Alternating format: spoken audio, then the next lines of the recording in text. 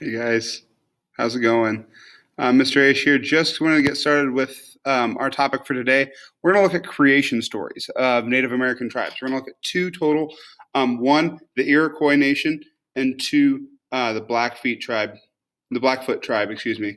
Um, these are two different stories about how people came to be. So when we think about how people came to be, on Earth, there are a lot of different ideas. In fact, most cultures have their own sort of way of describing this. So you've got in Christianity, you've got the story where God created the heavens and the earth, and it took a week, and then He rested on the seventh day, or 6 days, and He rested on the seventh day. In ancient Greece and ancient Rome, um, the gods took over from the Titans, who were their parents, and then they defeated their parents, overthrew them, um, with Zeus being the main guy to do that, but then had help from all of his siblings, who are also gods then too. Um, and I think a lot of times it kind of talks about our culture a lot, whatever our creation story we follow. Um, in Greece and in Rome, then when it followed, they were very oftentimes battle heavy because the gods fought, so they should fight. Um, a lot of the teachings of from the Bible are more peaceful because it didn't involve fighting. But today, when we get into these creation stories from Native American tribes, I really want you to think hard about what did this tell us about their culture? What can we learn from them, from these creation stories about a Native American culture? And we're just going to make predictions today.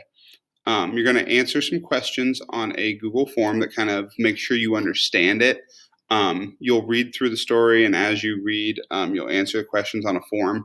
And then the last question is make two predictions about what you think the culture is going to be like based on their creation stories.